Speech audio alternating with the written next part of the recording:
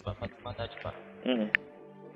Berarti tadi elit itu apa ya, orang-orang yang punya kapasitas untuk eh, ada kekuasaan gitu loh, Pak.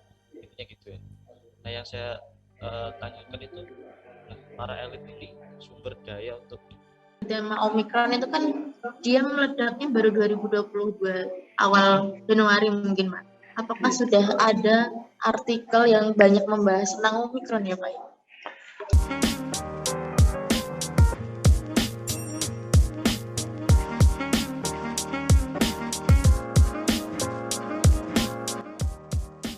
Begitu teman-teman terkait dengan mengingatkan apa yang kita bahas tadi di konten.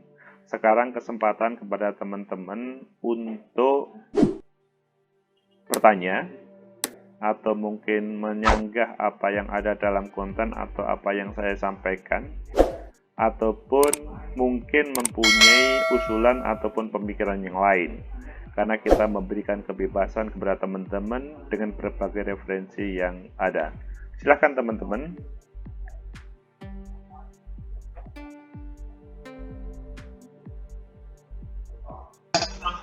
Pak, izin bertanya, Fatimah Aulia, Pak. Silakan Fatimah Aulia. Terkait kontennya Bapak tadi. Jadi kan Silakan. saya membaca tentang elit. Bentar, Pak. Kan bahwa peranan elit itu Kameranya kalau bisa nyala, Fatimah Aulia. Kameranya boleh nyala, oke? Ya, Pak. Ini menyala kan, Pak? Ini Sekarang... kalau digeser ke YouTube itu kayaknya mati otomatis ya, Pak? Oh, oke. Ya, jadi begitu. Oke. Bentar, hilang lagi. Tentang peranan elit pada sosial yang universal, fakta sosial yang universal, dan lebih fokus peninjauan ulangnya pada peran negara. Yang dimaksudkan pada teori elit itu seperti apa ya, Pak ya? Teori elit dan perbedaannya dengan manusia elit. Begitu, Pak.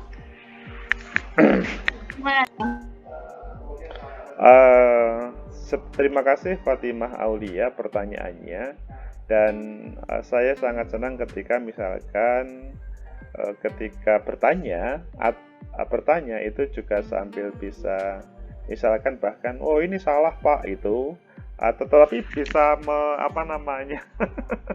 bisa mengambil beberapa referensi untuk mengatakan salah atau misalkan menunjukkan, atau mungkin teman-teman juga bisa memberikan terkait dengan contoh-contoh sehingga bisa memahami apa yang menjadi pertanyaan tersebut. Ada teman-teman yang mau berbicara sebelum saya sama Bu Silka?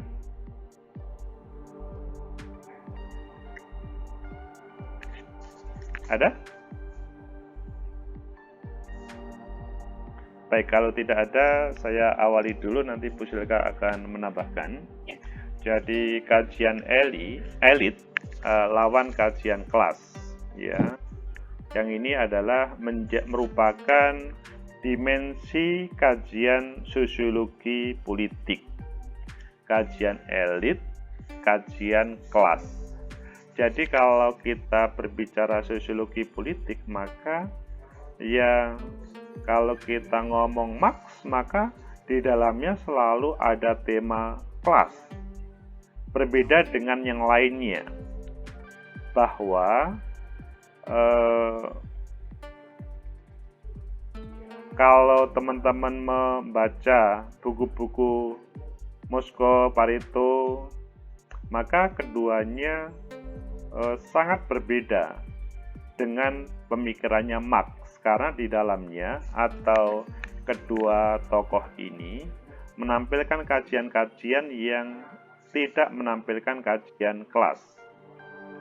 Jadi kalau Marx itu kan semua terkait dengan yang ada hubungannya sosiologi politik selalu dihubungkan dengan kelas.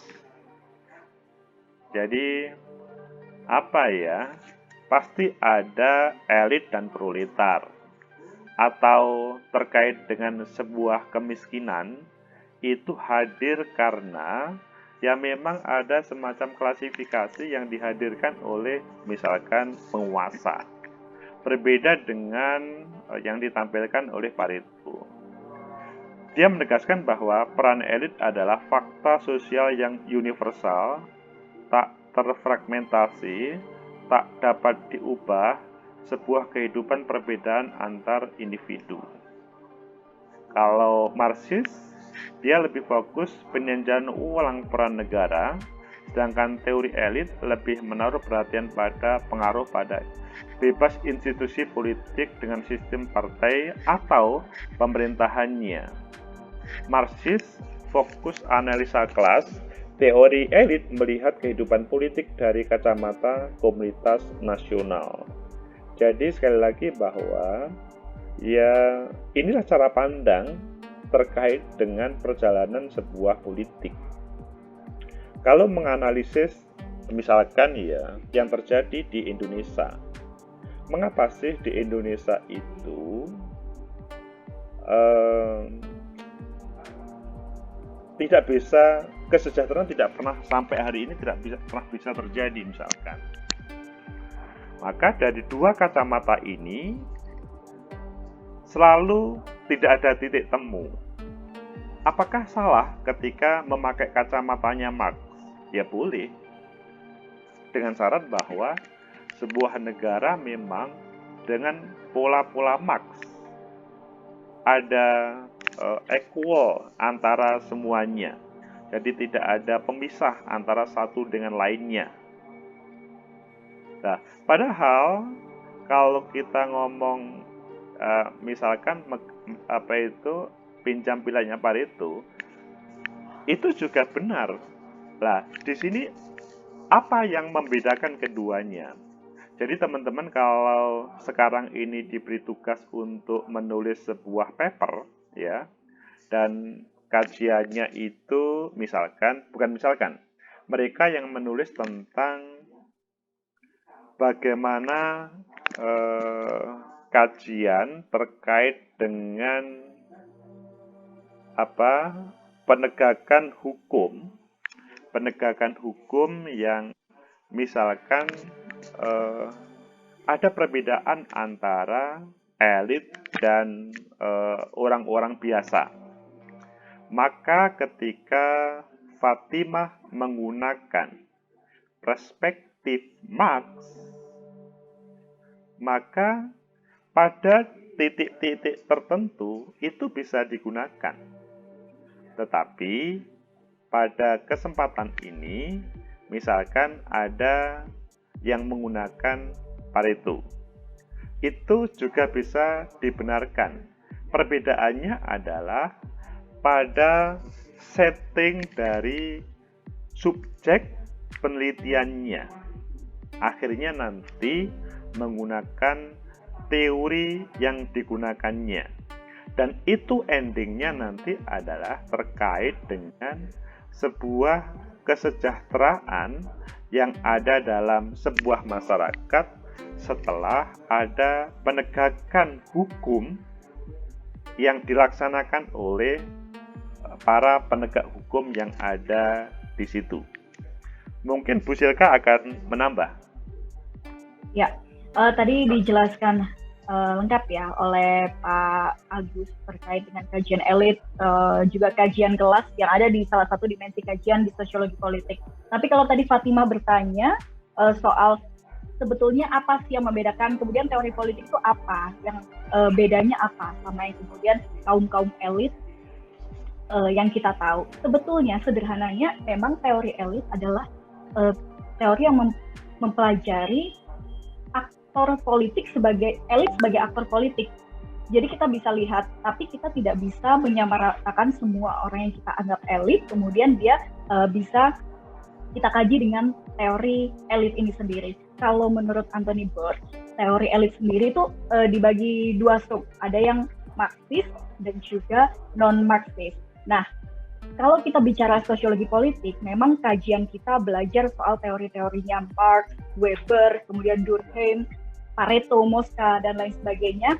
Namun kita juga bisa melihat bahwa teori elit itu tidak tidak hanya melulu soal Marx yang tadi juga disebutkan Pak Agus. Kalau Marx berbicara pasti dua poinnya, borjuis, proletar. Jadi kita melihat kaum elit itu para penguasanya. Kalau kita melihat dulu bagaimana fenomena kemudian teori-teori Marx itu muncul pada revolusi industri dan lain sebagainya, memang elit ini para penguasa atau para pekerja, para penguasa terhadap para pekerjanya, yang itu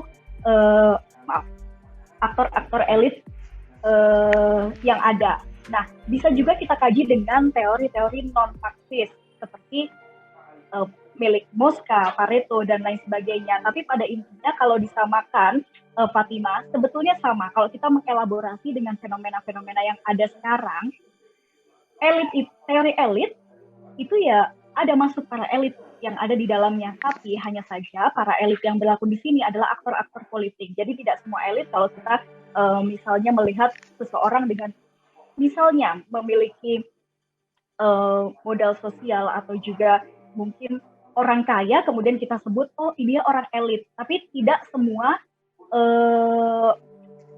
masuk ke dalam teori elit, karena hanya bisa aktor-aktor politik yang disebut elit politik ini sendiri hanya aktor-aktor politik yang memiliki kekuasaan di lingkup pemerintahan, kemudian negara, seperti korelasinya dengan tadi kajian-kajian yang lain, negara dan masyarakat sipil, kemudian tentang demokrasi dan bagaimana perkembangan demokrasi itu sendiri, kemudian juga elit versus kelas yang tadi juga disebutkan Pak Agus, dan juga terkait dengan stabilitas dan juga instabilitas. Sebetulnya semuanya saling relate, hanya saja poinnya di sini teman-teman bisa membaca bahwa teori-teori itu sangat banyak, Marx, Weber, Durkheim, dan lain sebagainya. Teman-teman bisa baca itu sebagai literatur, tapi poinnya adalah bagaimana kita bisa mengelaborasi dengan fenomena-fenomena sekarang, khususnya nanti berguna banget buat teman-teman menulis jurnal, menulis proposal, dan lain sebagainya. Tadi bagus sih pertanyaannya, Fatimah.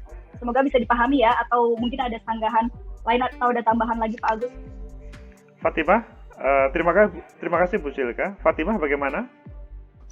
Iya Pak, berarti kesimpulannya itu elit yang dimaksud di sini itu adalah orang yang punya pengaruh kuat terhadap kestabilan negara, ada hubungannya dalam politik setiap negara gitu ya Pak. Jadi kita tidak bisa mengatakan bahwa kaum elit itu adalah kaum yang bermodal saja, tapi dia juga punya pengaruh yang signifikan. Ya, khususnya di politik, aktor-aktor politik.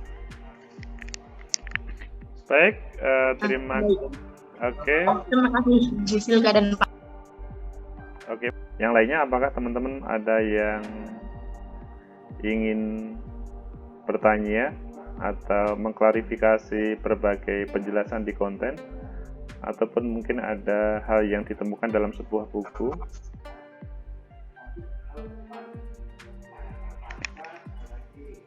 Jadi saya tidak tahu ya, teman-teman ini memang diam itu sudah sangat paham, atau mungkin agak malu-malu karena sudah sore, atau mungkin yang lain, saya tidak tahu. Kalau kita menyampaikan itu tidak semuanya ya karena kita sudah melempar konten, harapannya teman-teman sudah bisa mulai ada terbersit pertanyaan atau udahlah langsung paham. Kalau tidak ada pertanyaan, kita lanjutkan ke penulisan, tetapi kalau masih ada pertanyaan, kami buka, silahkan. Izin bertanya lagi boleh Pak? Yang lainnya dulu, Fatimah kelihatannya ada yang lain dulu. Yang lain ini, Aditya Prasta kelihatannya mau tanya nih. Ya, silakan. Sebenarnya melanjutkan pertanyaannya Mbak Fatimah tadi Pak. Berarti tadi elit itu orang-orang yang punya kapasitas untuk ada kekuasaan gitu Pak, intinya gitu ya. Nah yang saya tanyakan itu, para elit ini sumber daya untuk menguasai atau akses kekuasaannya dari mana Pak? Gitu. Kalau menurut Prasta, siap dari mana? Sebelum kami menjawab.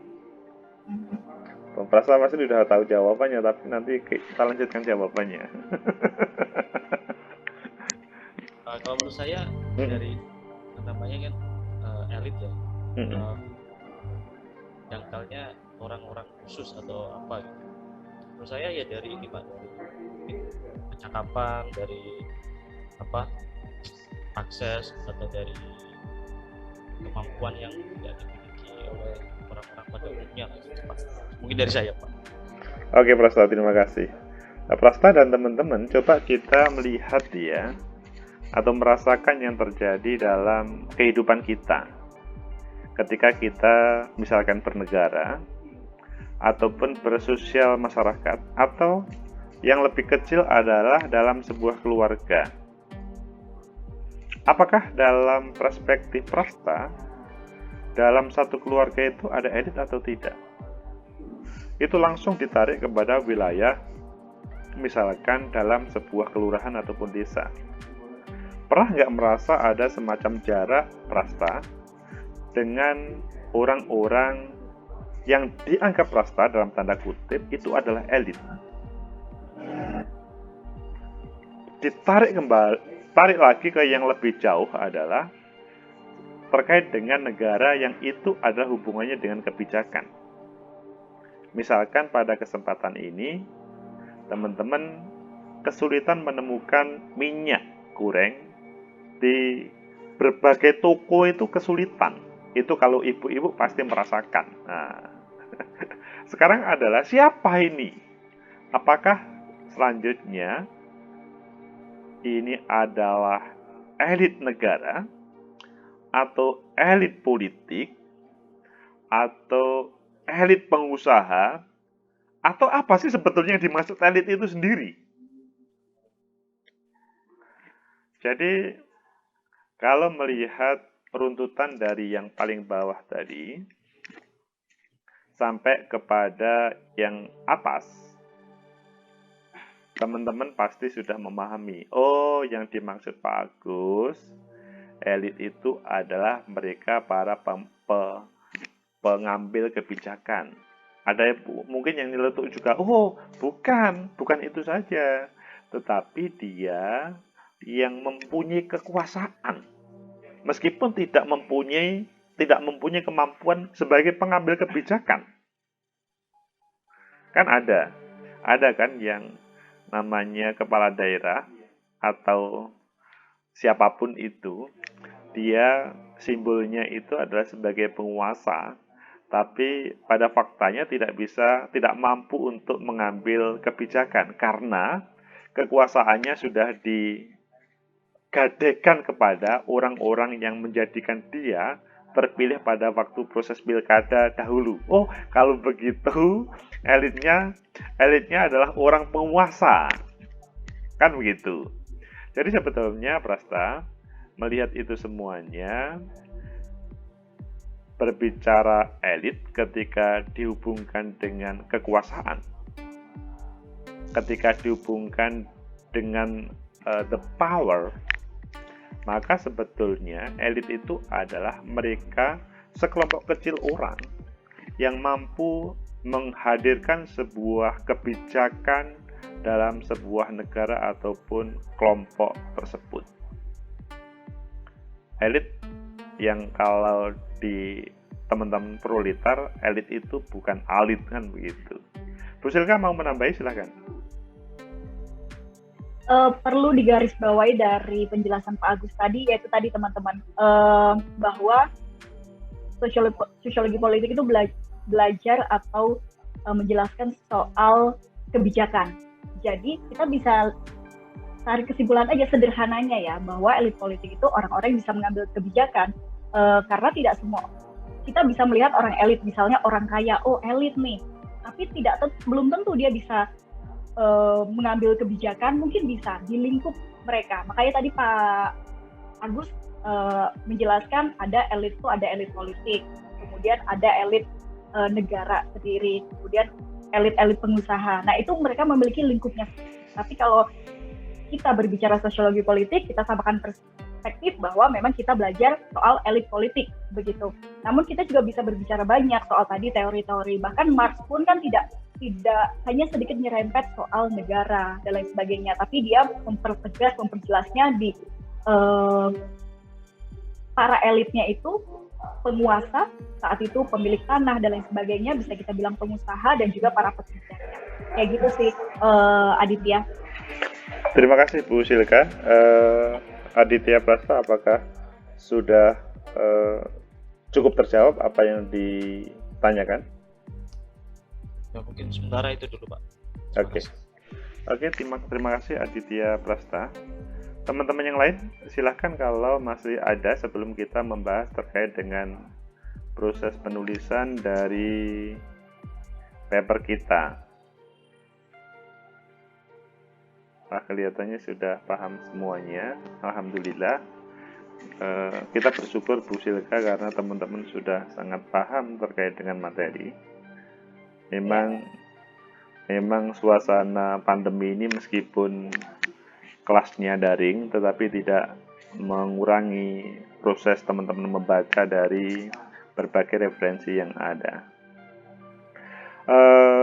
Teman-teman, terkait dengan proses penulisan, ya, sesudah teman-teman kemarin menulis terkait dengan abstrak, maka hari ini menulis tentang pertama terkait keyword. Keyword itu adalah 3 minimal maksimal 5 kata yang menjadi semacam perwakilan dari artikel tersebut, paper tersebut. Jadi keyword tidak harus dia simbol dari judul, tetapi orang kalau mau mencari papernya Naima, maka dengan 3 keyword itu langsung menemukan. Tidak harus menulis Naima, artikel Naima, tidak. Cukup menulis keyword itu hadir. Minimal 3, maksimal 5. Sesudah itu teman-teman, yaitu menulis terkait dengan pendahuluan. Pendahuluan itu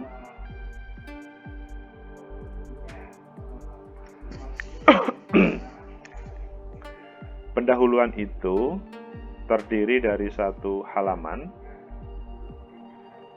Ini belum ya teman-teman, kemarin masih abstrak kan? Masih abstrak. Ya, betul. Oke, betul. Pendahuluan itu diawali dengan menampilkan sebuah fenomena yang ditulis oleh teman-teman sesuai dengan kelas masing-masing, dihubungkan dengan fenomena yang real yang terjadi. Kalau memang teman-teman menulis sebuah kasus, itu juga boleh. Syaratnya adalah menampilkan dengan berbagai perbandingan dengan kasus-kasus yang lain. Sehingga, mohon maaf, itu sebuah kasus. Selanjutnya, teman-teman menulis yaitu fenomena ataupun kasus yang ditulis itu mendasarkan pada 10 referensi penelitian terdahulu. Baik yang pro ataupun yang kontra. Ya, baik yang pro ataupun kontra. Tidak semua pro, tidak semua kontra. Pasti ada mengapa hal itu menarik diteliti karena belum ada yang menulis. Ya. Jadi misalkan penegakan protokol kesehatan atau kebijakan pada Omikron, kebijakan protokol kesehatan pada Omikron di desa A begitu. Nah, itu kan antara 2020 2021 itu kan terjadi luar biasa terkait dengan pro dan kontranya. Hasil penelitiannya pun selalu seiring sejalan. Disitulah yang saya katakan bahwa pasti ada yang kadang-kadang sangat keras terhadap kebijakan negara, ada yang sangat support terhadap kebijakan negara. Dan itu mungkin juga tidak harus yang ada di dalam atau dalam sebuah negara, maksudnya Indonesia, mungkin yang terjadi di Surabaya, di Jakarta, ataupun lain-lainnya. Sehingga 10 referensi itu dijadikan direview dan dijadikan sebuah tulisan di dalam pendahuluan ini, yang akhirnya nanti di akhir dari pendahuluan teman-teman menyatakan sebuah hal yang baru itu atau sesuatu yang baru, perbedaan antara penelitian-penelitian dahulu sesudah terjadi perdebatan penelitian-penelitian terdahulu. Pembaruannya atau kebaruan itu adalah sebagaimana dalam artikel ini. Mengapa artikel itu kalau sudah dipublis di jurnal? Ini paper ini adalah menarik karena ada sesuatu yang baru yang belum ditulis, khususnya dalam suasana Omikron di 2022. Itu berisi ya sekitar 1 halaman pendahuluan tersebut. Silahkan teman-teman kalau ada yang ditanyakan terkait dengan pendahuluan.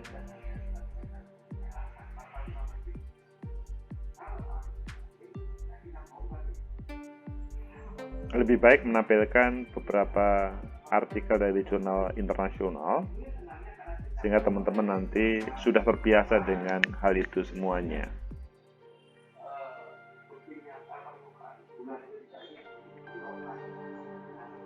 Dan teman-teman, ini nanti akan membuat kebaikan bagi teman-teman ketika kalau dipublis itu sebagaimana yang saya sampaikan semenjak dahulu, akan terbebas publikasi untuk yudisium atau wisuda. Begitu juga nanti saya arahkan ini menjadi bagian dari PKM teman-teman, PKM artikel ilmiah. Jadi nanti juga bisa dilombakan. Kalau bisa menjadi pemenang, bahkan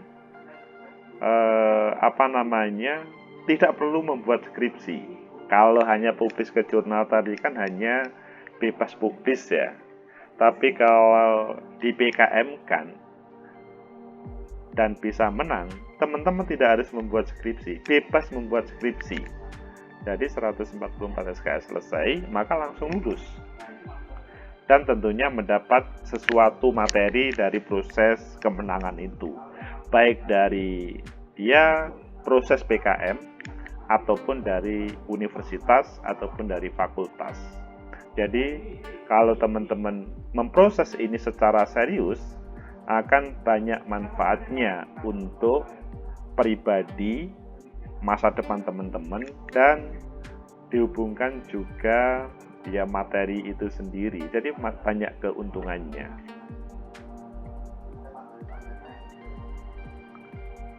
Inti dari pendahuluan adalah kebaharuan, the novelty, kebaruan. Saya tadi kebaruan, the novelty. Jadi paper itu tidak harus fenomena yang murni baru. Akan lebih bagus ketika sebelumnya banyak fenomena, maksudnya banyak produk artikel dan kemudian diperdebatkan ke kanan ke kiri dan selanjutnya menghasilkan yang namanya the novelty, kebaruan. Dan itu pasti akan menjadi sesuatu dalam dunia karya ilmiah. Silahkan sekarang kesempatan teman-teman untuk bertanya. Sambil ya, tadi kan Fatimah. terkait pendahuluan kan 10 referensi jurnal ya Pak. Jadi mereview. Dan misal mengambil dari tema Omikron itu kan dia meledaknya baru 2022 awal Januari mungkin Pak. Apakah sudah ada artikel yang banyak membahas tentang Omikron ya Pak? Jika 10 referensi. Fatimah dan teman-teman, ketika menampilkan Omikron itu kan subjek penelitian dari teman-teman itu kan bukan Omikron itu sendiri. Omikron itu kan kasus. Tetapi subjek dari penelitian teman-teman itu sendiri sebetulnya dihubungkan dengan substansi dari penelitian. Jadi bagaimana perjalanan pandemi COVID. Sebagaimana teman-teman pada akhir 2020 ketika menulis, loh COVID belum pernah ada Pak, tetapi di situ yang ditampilkan adalah pandemi itu sering terjadi. Atau berbagai terkait dengan hadirnya penyakit yang menjadi pandemi, mewabah, itu sudah banyak. Dan di situ negara, karena ini kan sosiologi politik ya, kita bukan orang ilmu kedokteran, kita bukan ekonomi, tetapi sosiologi politik. Kalau orang ekonomi pasti hubungannya, ini kalau beli vaksin ini rugi berapa, untungnya berapa, kalau belanja di Amerika berapa, kalau membuat sendiri berapa. Tetapi kita adalah sosiologi politik yang hubungannya adalah seperti tema hari ini, dimensi kita kajian sosiologi politik salah satunya adalah the power. Begitu Fatimah Aulia. Bu Silka mau menambahkan kelihatannya. Betul tadi dikatakan Agus, sebetulnya yang perlu dipahami teman-teman itu poinnya, substansinya. Kalau tadi Pak Agus, jadi ketika nanti menyusun pendahuluan, itu ada perdebatan scholar atau penelitian-penelitian terdahulu, makanya kenapa teman-teman diwajibkan untuk paling tidak 10 jurnal atau 10 penelitian terdahulu yang kemudian dibaca dan nanti diperdebatkan. Nah, nanti mungkin kalau case-nya misalnya Fatimah ngambil soal Omikron, jadi tadi dibilang Pak Agus bisa penelitian-penelitian terdahulu terkait pandemi apapun. Nah, itu kalian perdebatkan dari beberapa penelitian, itu pasti ada yang mirip-mirip. Kemudian ketemu nih, apa yang kemudian membedakan? Oh, pandemi dulu dan sekarang berbeda. Karena mungkin saat dulu dengan kultur masyarakat yang berbeda dan lain sebagainya, kemudian muncul tuh perbedaan dari jurnal yang tadinya kalian perdebatkan, muncul, oh ternyata pandemi sekarang sama yang dulu sama sekarang beda. Kalau dulu misalnya pandemi A, kemudian sekarang pandemi COVID itu mempengaruhi masyarakat, terlebih masyarakat sudah melek digital dan lain sebagainya, kemudian kebijakan-kebijakan semakin banyak yang muncul. Nah, itu kan ada pembaruan. Kemudian muncullah itu pandemi COVID. Nah, kalian misalnya sekarang kita sudah jalan COVID 2 tahun, ada penelitian-penelitian lagi soal misalnya yang berkaitan dengan kebijakan sosiologi politik terkait dengan pandemi COVID-19. Nah, itu kamu perdebatkan lagi penelitian-penelitian itu. Jadi kalian nggak harus berpatokan dengan 10. Kalau bisa lebih, itu lebih baik. Jadi semakin banyak literatur yang kalian dapatkan yang kemudian kalian bisa cari perbedaannya. Ketika tadi sudah memperdebatkan, oh pandemi COVID-19 pandemi COVID-19 di tahun ini kemudian ada perubahan di sini, ada varian baru. Nah, akhirnya muncullah Omikron pun itu bisa menjadi suatu perbedaan. Di paragraf terakhir kalian bisa menekankan bahwa pembedanya adalah varian Omikron yang kemudian membuat pemerintah harus membuat kebijakan yang lebih lagi, ekstra lagi, karena perbedaannya penularan yang lebih dan lain sebagainya. Kayak gitu sih Fatimah, contohnya kira-kira seperti itu. Terima kasih. Ya? Terima kasih Pak Agus dan Bu Silka. Oke, terima kasih Bu Silka. Fatimah sudah paham ya? Oke. Silakan yang lain, mumpung kita masih dalam suasana membahas pendahuluan.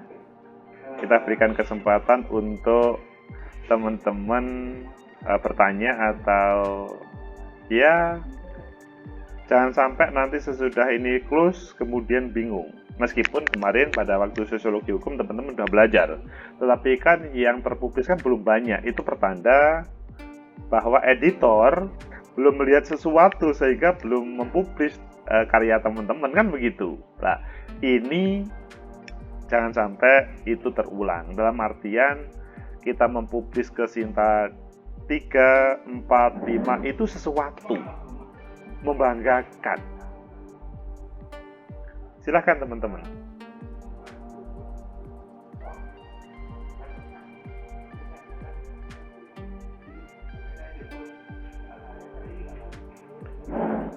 Oke, kalau misalkan sudah tidak ada, maka kita anggap cukup terkait dengan proses perkuliahan ini, terkait dengan kajian atau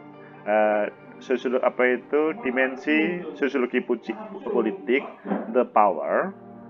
Selanjutnya teman-teman silahkan segera memproses bagaimana penulisan pendahuluan. Apa yang menjadi pembahasan kita hari ini adalah bagian yang dimasukkan dalam proses itu semuanya. Sebelum saya close, Bu Silka ada yang disampaikan? Cukup sih Pak.